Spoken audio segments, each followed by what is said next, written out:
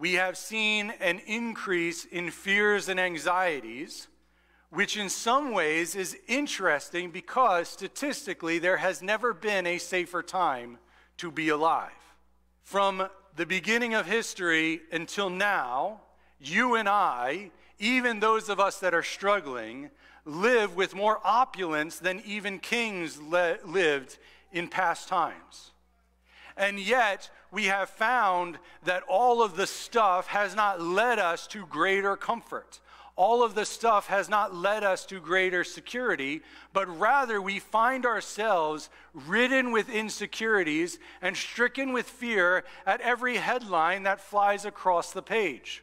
And we notice that despite all of the things that we have that the rest of the world does not have, we are easily moved and we are easily rendered an anxious mess over things that the rest of the world would probably scoff at. Now, that is not to say that we do not have legitimate concerns, but it should bring us to the point of questioning, where do these things come from and why are they? And if we look at the words of Jesus, he knew that these things were going to be an issue, and he addressed them early and often. Now, the group of people that Jesus is speaking to, they were not dealing with the same frustrations, confusions, anxieties that we are. For them, it would have been a regular occurrence to only eat once a day. For them, if they had a robe, it was a big deal. If they had 2 robes, life was pretty good. So when he says, what will we eat, or what will we drink, or what will we wear, these were actual greater concerns for them than they are for us. We have church clothes. We have play clothes. We have work clothes. We have, hey, I felt like buying a clothes. We have blankets. We have sheets. We have decorative blankets that we're not supposed to sleep with. We have pillows that are just annoying to be around. We have so much stuff, right? My son just pointed at my wife when I mentioned that. Yes, lots of pillows, right? And yet all of this stuff hasn't bred security within us. We find ourselves riddled with insecurity even though we have so much. And so we need to look at the root of those things, and it's fine for Jesus to say something like, don't worry. Hey, thanks for the advice. That's great, but how? How many of you have ever talked to somebody who's dealing with a real issue and you said to them, don't worry, and it solved all their problems? If you were paying a therapist and the therapist said, oh, just don't worry about it, you would fire the therapist. But that's not where Jesus stops. He's bringing the attention to the fact that we serve a God who is keenly aware of what your needs are.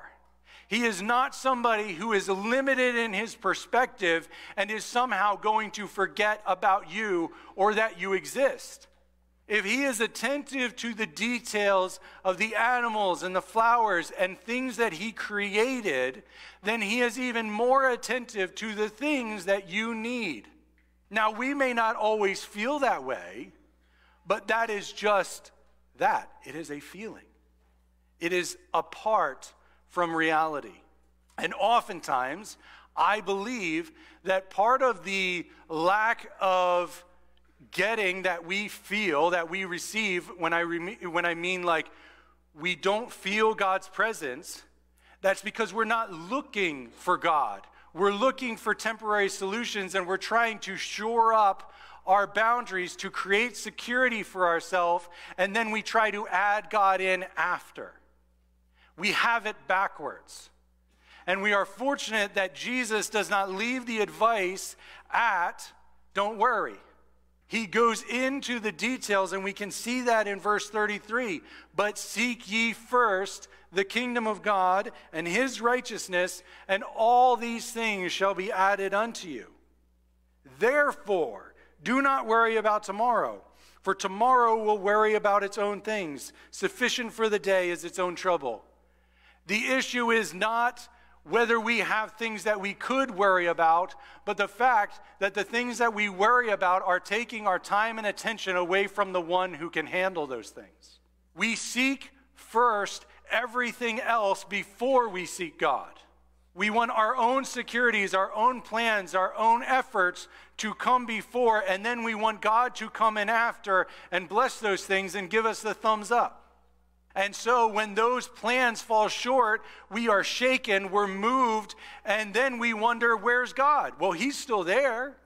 It's just a matter of whether we actually want to do it his way or we want to do it our way and then have him say, okay. And that is the wrong perspective.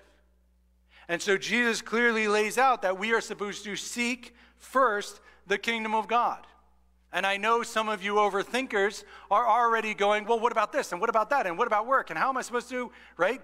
And 1,000 thoughts have already gone through your head to justify fears and anxieties while I'm teaching a message on fears and anxieties.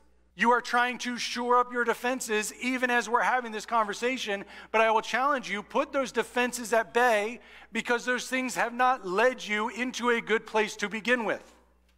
So let's refocus and reset and look at how God says to do things and then see how he handles your fears and anxieties. Now, seeking first the kingdom of God does not mean that we all stand around looking up going, what are you going to do next, God?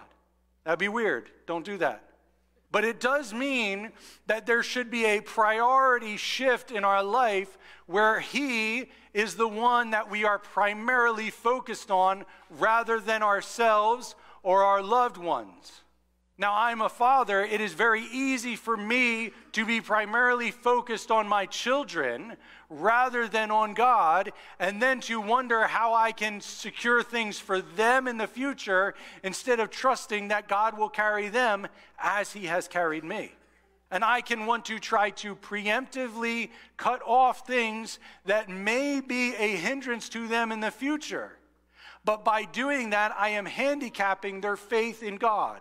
At no time, despite what we may like, are we able to grow muscles sitting, watching TV, not being inconvenienced in any way. We are only able to be strengthened when we are put under some sort of stress or duress, and it then tears something, and then we come back from that stronger. Well, the same is in our walk with life. If we are always trying to avoid situations where we need to trust God, either in our own lives or in the lives of others, we will not grow, and those that we are trying to protect will actually be handicapped in their walk. They will actually be handicapped by life because we will have taught them to trust in us rather than to trust in God. Now, this does not mean that we need to be negligent, but it does mean that we need to actually believe what God says is right and to trust in him in those things. So what does seeking first the kingdom of God actually look like? I will ask you to have a moment of introspection where you identify where do your thoughts primarily lie. When you are not busy doing stuff and you settle down and your mind begins to be active, where does it go? Does it go to things of God, or does it go to useless or unhealthy pursuits? Does it go to sinful things? Does it go to maybe not sinful things, but not productive things? How many of us participate in something that is now commonly referred to as doom scrolling? For those of you that don't have smartphones, God bless you. Congratulations, you don't know what doom scrolling is. For everybody that does have a smartphone, you probably do. It's where we begin to scroll through our phones, and 45 minutes later, we don't know where the time went. That 45 minutes would have been better allocated elsewhere. I don't know one person who has looked back on their year and said, I am so glad I spent so much time on my cell phone. Nobody.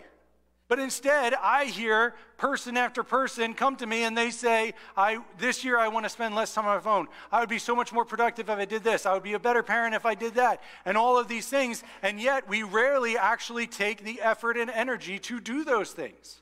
And so my challenge is not that there is not time, but rather it is time that we are unwilling to give up to actually pursue God. Now, when I say pursue God, he is not running from you. He is readily available. It's just, are you going to put the effort in because he is and he did?